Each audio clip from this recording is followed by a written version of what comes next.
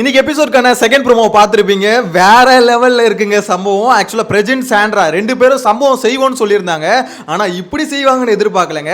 எடுத்தோடனே பார்த்தீங்கன்னா second promo பார்க்கும்போது எனக்கு என்ன தோணுச்சுன்னா, ஆக்சுவலா வீட்டுக்குள்ள ஒரு பெரிய பூகம்பமே கிளம்ப போகுது அப்படின்ற மாதிரி தான் இருக்கு. அதுவும் டைரக்ட் அட்டாக். விஜய் பார்வதியை பார்த்தீங்கன்னா டைரக்டா மூஞ்சில அடிச்ச மாதிரி பேசுறாங்க. அங்க அரோராக்கு பார்த்தீங்கன்னா செருப்பு சாணியில முக்கி அடிச்ச மாதிரி ஒரு அடி உழுது. ஸோ அந்த அளவுக்கு பார்த்தீங்கன்னா பயங்கர டைரக்ட் அட்டாக்டா அது அரோரா சொல்றாங்க. தட் சோ ரூடா தான் இருக்கும், வாங்கிக்கோ அப்படின்ற மாதிரி தான் பிரசன்ட் பண்றதெல்லாம் பார்க்க முடியுது. ஆக்சுவலா இந்த அளவுக்கு எஃபெக்டிவா அவங்க வந்து உள்ள வேலை செய்வாங்க அப்படின்ற மாதிரி எதிர்பார்க்கல. ஏன்னா வைல்ட் கார்டு கண்டஸ்டன்டா வெளியே என்ன தான் பேசினாலும் உள்ள போயிட்டு லைட்டா கொஞ்சம் டம்மியா தான் கொஞ்சம் இருப்பாங்க. அதாவது யாரையும் அவ்வளவு சீக்கிரம் பக்கச்சிக்க மாட்டாங்கன்னு நினைச்சேன். ஆனா அப்படிலாம் இல்லைங்க.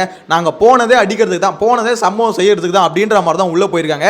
ஆக்சுவலா இன்னைக்கு எபிசோடுக்கான செகண்ட் ப்ரோமோ பார்க்கும்போது ஒரு விஷயம் கிளியரா தெரியுது. நம்மளுக்கு கண்டென்ட் பார்க்கறதுக்கு எங்கேஜிங்கா இருக்கும். ஷோ இதுக்கப்புறம் கொஞ்சம் எங்கேஜிங்கா போகும் அப்படின்றது கிளியரா தெரிஞ்சு போச்சு. வீட்டுக்குள்ள நிறைய மிச்சருங்க இருந்ததுல, ஸோ அந்த மிச்சருங்க எல்லாத்தையும் பார்த்தீங்கன்னா பேக் பண்ணி வெளியே அனுப்ப வேண்டிய நேரம் வந்துருச்சு அப்படின்ற மாதிரி தான் சொல்ல தோணுது. எனிவேஸ் அந்த செகண்ட் ப்ரோமோல என்ன நடந்தது அப்படின்ற டீடைலா பார்க்கலாம். சேனலை ஃபர்ஸ்ட் டைம் பார்த்தீங்கன்னா சப்ஸ்கிரைப் பண்ணிட்டு வீடியோ லைக் பண்ணிக்கோங்க.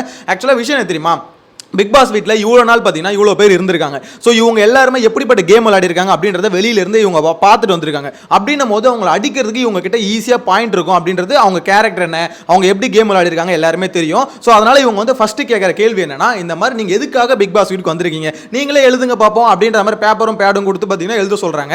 ஸோ அது எழுதுறது பார்த்தீங்கன்னா ஒவ்வொருத்தரும் எழுதி எடுத்து வந்து கையில் கொடுக்குறாங்க. டீச்சர் வந்து கரெக்ஷன் பண்ணுவாங்கல்ல, அந்த மாதிரி பார்த்தீங்கன்னா எல்லாம் வெயிட் பண்ணிட்டு இருக்காங்க, என்ன கரெக்ஷன் பண்ணி எவ்வளோ மார்க் போட போகிறாங்க அப்படின்ற மாதிரி. ஸோ அப்போ வந்து பார்வதி சொல்கிறாங்க, நான் இந்த வீட்டுக்கு வந்தது பார்த்தீங்கன்னா நான் வந்து ரியலா இருக்கிறதுக்கும் என்னை பத்தி தெரிஞ்சுக்கிறதுக்கும் அப்படின்ற மாதிரி. ஓ நீங்க இருக்கிறது ரியலா அப்படின்ற மாதிரி பார்த்தீங்கன்னா கிழிச்சி அந்த குப்பையில போட்டுறாங்க. ஏன்னா பார்வதி இருக்கிறது ரியல்னு ஸ்டார்டிங் இருந்து சொல்லிட்டு இருக்காங்க. அந்த ரியல் வந்து ரொம்ப கேவலமா இருக்கு அப்படின்றதான் பார்த்தீங்கன்னா மக்கள் சொல்லிட்டு இருக்காங்க.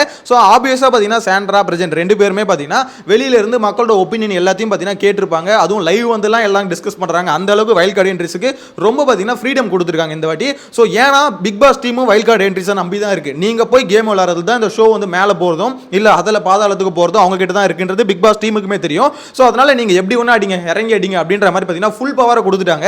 வீட்டுக்குள்ள இருக்க கண்டஸ்டன்ட் மூஞ்செல்லாம் பார்த்தா தான் பாவமா இருக்கு. என்னன்னா பிக் பாஸ் என்னன்னா வெள்ளிக்கிழமை அடிக்கிறாரு, சனிக்கிழமை என்னன்னா விஜய் சேதுபதி அடிக்கிறாரு, இப்போ ஞாயிற்றுக்கிழமை என்னன்னா வெளியிலேருந்து வந்தவங்களும் அடிக்கிறானுங்க. டேய் எத்தனை பேர் தானே எங்களை அடிப்பீங்க, நாங்க பாவண்டா அப்படின்ற மாதிரி தான் வீட்டுக்குள்ள இருக்கவங்க மூஞ்செல்லாம் பார்த்தா இருக்கு. ஆனால் அடி வாங்கட்டும், எவ்வளோ நாள் நம்மளை வச்சு செஞ்சிருப்பானுங்க. அதாவது ஷோ வந்து எங்கேஜிங்காக கொண்டு போங்கடானா அவனுங்க இஷ்டத்துக்கு ஒரு கண்டென்ட் பண்ணிக்கிட்டு பிக் பாஸ் கொடுக்குற கண்டென்ட் விட்டுட்டு ஏதோ மாதிரி ஒரு மாதிரி குழப்பி கொண்டுட்டு போயிருந்தாங்களே, வாங்கட்டும் அப்படின்ற மாதிரி தான் தோணுது. எனிவேஸ் அதில் சாண்ட்ரா இருக்காங்களே, எனக்கு பிரஜன் வந்து ரூடா பிஹேவ் பண்ணுற மாதிரி உங்களுக்கு தோணும் அந்த ப்ரோமோவை பார்த்தா. ஆனால் அவரை விட பயங்கரமான ஒரு ஆள் என்னை பொறுத்த வரைக்கும் சாண்ட்ரா தான் அப்படின்ற மாதிரி தோணுது.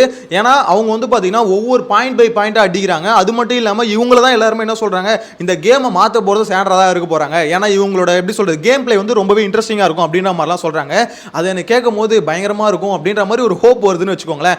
எனிவேஸ் அந்த ப்ரோமோவில் பார்த்தீங்கன்னா ஃபஸ்ட்டு விஜய் பார்வதியை போட்டு பட்டால் அடிச்சு ஒரு பக்கம் ஓரம் கட்டிடுறாங்க. பார்வதி மூஞ்ச பார்க்கணும்னு வச்சுக்கோங்களேன், ஏய் தலைவி இப்படிலாம் இருக்க மாட்டாங்களடா, இன்னத்துக்கு பஜாரி மாதிரி கத்த ஆரம்பிச்சிருவாங்களடா அப்படின்ற மாதிரி தான் இருந்தது. யோசிச்சு பாருங்க, பார்வதி யாராவது ஒரு வார்த்தை சொல்லிட்டா போதும், அது எப்படி பேசுவீங்க நீங்க அப்படின்ற மாதிரி பார்வதி ஒரு பக்கம் ஆரம்பிக்க, திவாகர் உடனே பார்த்தீங்கன்னா என்னது பாருமா உன்ன ஏதாவது தப்பா சொல்லிட்டாங்களா, இருமா நான் வரேன் அப்படின்ற மாதிரி கூட சேர்ந்து கத்த அப்படின்ற மாதிரி பார்த்தீங்கன்னா ஒரு மாதிரி பிக் பாஸ் வீடியோ பார்த்தீங்கன்னா மீன் மார்க்கெட் மாதிரி ஆக்கி வச்சிருப்பாங்க. ஆனா இன்னைக்கு வந்து விஜய் சேதுபதி அடிச்ச அடியில எவ்வளவுதான் அவங்க அசிங்கப்படுத்தினாலும் பொத்துனாப்புல இருக்காங்க அப்படின்ற மாதிரி சொல்ல தோணுது. இதுக்கப்புறம் பார்த்தீங்கன்னா அரோரா இல்ல, அப்புறம் கமருதீன் வராரு. கமருதீன் வந்து எதை எக்ஸ்பிளைன் பண்றாரு, பேசிட்டு இருக்கும் போதே பார்த்தீங்கன்னா பிரஜன் பேப்பர் கிழிச்சு குப்பையில போட்டுறாரு. எனக்கு கமருதீனை பார்த்தேன், இவன் இப்படி இருக்க மாட்டானே, இன்னொருத்துக்கு கையை வாங்கி இருப்பானே, அடிக்க போயிருப்பானே அப்படின்ற மாதிரி இருந்தது. ஆனா விஜய் சேதுபதி கொடுத்த ட்ரீட்மெண்ட் எந்த அளவுக்கு ஒர்க் அவுட் ஆயிருக்குன்னு பாருங்க. எல்லாருக்கும் மூஞ்சில ஆடுது அப்படின்ற மாதிரி தான் இருக்கு. இன்னொன்னு உள்ள வந்தவங்களும் பார்த்தீங்கன்னா அவ்வளோ ஃபோர்ஸ்ஃபுல்லா இருக்காங்க. பேசுற வேர்ட்ஸ் எல்லாம் பார்த்தீங்கன்னா ஆணி அடிச்ச மாதிரி நறுக்குன்னு இறக்குறாங்க. அப்படின்னும் போது யாரா இருந்தாலும் கொஞ்சம் பயப்பட தான் செய்வாங்க. கமருதீனும் பார்த்தீங்கன்னா அந்த பயம் மூஞ்சில இருக்கு. ஏன்னா ஒரு இவ்வளவு நாள் பண்ணது எல்லாத்தையும் பார்த்து வந்திருக்காங்க. சோ அதனால தான் கேக்குறேன், இவ்வளவு நாள் நீங்க என்ன கேம் ப்ளே பண்ணீங்க அப்படின்னு கேட்கும்போது கமருதீன் அது ஓப்பனா சொன்னாருன்னா அவருக்கு தான் அசிங்கம். சோ அதனால அந்த கேம் ப்ளே வெளியும் சொல்லவும் முடியாது. எனிவேஸ் இதுக்கப்புறம் தான் ஒரு முக்கியமான பக்கத்துக்கு வரும். அரோரான்னு ஒரு கேரக்டர் இருக்குல்ல, விஜய் சேதுபதி கூட நேற்று வச்சு அசிங்கப்படுத்தினாரு. உங்ககிட்ட கேட்கறது கேள்வி இல்லை, ஏசி நல்லா வேலை செய்தா குழுகுலுன்னு இருக்கா, ஏதாவது சௌகரியத்தில் ஏதாவது பிரச்சனை இருக்குன்னா சொல்லுமா தீர்த்து வைக்கிற அப்படின்னு சொல்லிட்டு அசிங்கப்படுத்தினார்ல. ஸோ அந்த பீஸை திருப்பி எடுத்து இந்த மாதிரி வந்து ஏதோ ஒன்று சொல்லிட்டு இருக்காங்க. அது உங்களுக்கு ஒரு ஸ்ட்ராட்டஜி இருக்கும், எங்களுக்கு ஒரு ஸ்ட்ராட்டஜி இருக்கும் அப்படின்னு நம்ம பேசும்போது நானே அந்த பக்கம் இருந்தாலும் செம கடுப்பாயிருக்கும். நீ போகிறதெல்லாம் ஸ்ட்ராட்டஜின்னு பேசாத, வந்ததுலேருந்து உட்காந்து மிச்சர் சாப்பிட்டுக்கிட்டு இருக்க நீ வந்து ஸ்ட்ராட்டஜி பற்றி பேசுறியா அப்படின்ற மாதிரி ஆப்வியஸாக அந்த ஆப்போசிட்டில் இருக்க சாண்ட்ராக்கும் பிரஜனுக்கு எப்படி காண்டாச்சோ கண்டிப்பாக நானாக இருந்தாலும், ஏன்னா வேற யாராவது கூட பேசியிருக்கலாம். இப்போ எப்படி சொல்லுது, பார்வதி கூட பேசியிருக்கலாம், இனிமேல் என்னோட ஸ்ட்ராட்டஜி இது, நான் இப்படி தான் ஸ்ட்ராட்டஜி போட்டு வந்தேன் அப்படின்ற மாதிரி பேசியிருக்கலாம். கனி பேசியிருக்கலாம். ஏன்னா இவங்களாம் ஆடுறது நல்ல கேமோ கெட்ட கேமோ ஏதோ ஒரு கேம் பிளே அவங்க பண்ணுறாங்க. கேமே ஆடாது நீ வந்து என்ன சொல்கிற, உங்களுக்கு ஒரு ஸ்ட்ராட்டஜி இருக்கும், எங்களுக்கு ஒரு இது இருக்கும் அப்படின்ற மாதிரி பார்த்தீங்கன்னா நீ பண்ணுற, அதாவது அந்த மாதிரி ஆடுறது ஒரு பக்கமான ஸ்ட்ராட்டஜி உள்ள ஒரு கேமா, அதை வந்து பார்த்தீங்கன்னா நியாயப்படுத்த விரும்புகிறாங்க. அதை கேட்டோன்னா எனக்கும் அந்த ரியாக்ஷன் தாங்க வந்தது. அப்படியே பேப்பரை கிழிச்சு தூக்கி போட்டாரு பாருங்க பிரச்சனை, எப்பா ஃபயர் விடுறேன்டா உனக்கு, நான் ஃபயர் விடுறேன்டா அப்படின்ற மாதிரி தான் இருந்தது. அது மட்டும் இல்லாமல் அந்த இடத்துல அரோரா வந்து டக்குன்னு கோவப்பட்டாங்க. இது வந்து தட் சோ ரூடாக பிஹேவ் பண்ணுறீங்க அப்படின்ற மாதிரி.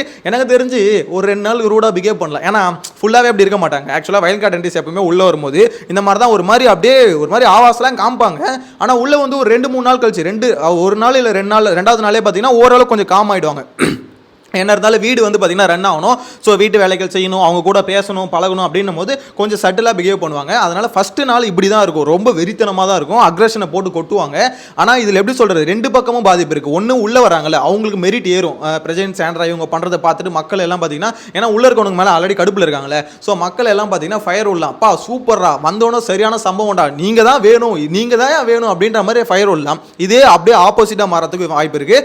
ஒரு லிமிட்டை தாண்டி பிரஜன் சாண்ட்ரா வந்து பிஹேவ் பண்ணிட்டாங்கன்னு வச்சுக்கோங்களேன். அதாவது எப்படி சொல்றது, அடிக்கலாம் அதுக்குன்னு ஒரே அடி அடிச்சிட்டாங்கன்னு வச்சுக்கோங்களேன், என்னடா வந்தோடனே இந்த ஆட்டம் ஆடுறானுங்க அப்படின்ற மாதிரியும் போகலாம். ஸோ எப்படி போகுது அப்படின்றத வெயிட் பண்ணி பார்க்கணும். ஆனால் இப்போ ப்ரோமோ வந்ததுக்கப்புறம் அந்த கமெண்ட்ஸ் எல்லாம் பார்க்கும்போது எனக்கு தெரிஞ்சு அவங்களுக்கு பாசிட்டிவாக தான் போகுது.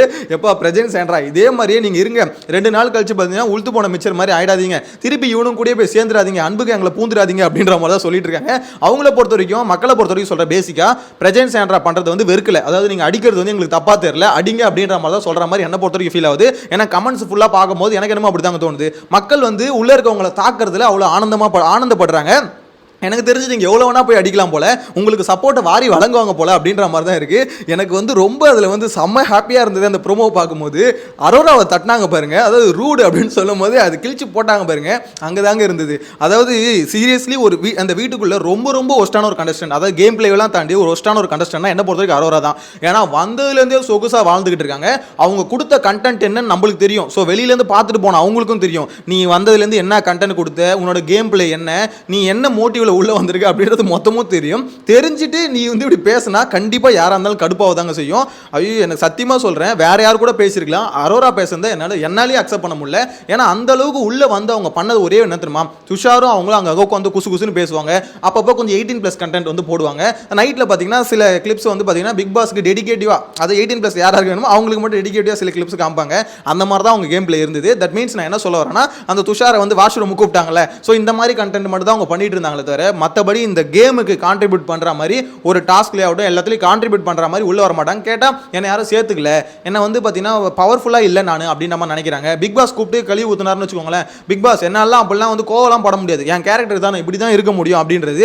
ஸோ உங்கள் இஷ்டத்துக்கு நீங்கள் நினச்ச மாதிரி இருக்கணும்னா நீங்கள் கேம் ஷோக்கு வந்துருக்கு, அது வந்து பார்த்தீங்கன்னா போட்டி போடுற இடம், அங்கே வந்துட்டு நான் என் இஷ்டத்துக்கு சௌகரியமாக தான் வாழுவேன் அப்படின்ற மாதிரி நீங்கள் சொன்னீங்கன்னா அதுக்கு உங்கள் வீட்டில் தான் இருந்திருக்கணும், உங்கள் ஃபாலோவர்ஸுக்கும் சப்ஸ்கிரைபர்ஸுக்கும் தான் உண்மையாக இருந்திருக்குமே தவிர இங்கே வந்துட்டு பார்த்தீங்கன்னா பிக் பாஸ் வீட்டை வந்து ஏமாற்றக்கூடாது, ஆடியன்ஸ் ஏமாற்றக்கூடாது அப்படின்ற மாதிரி சொல்ல தோணுது.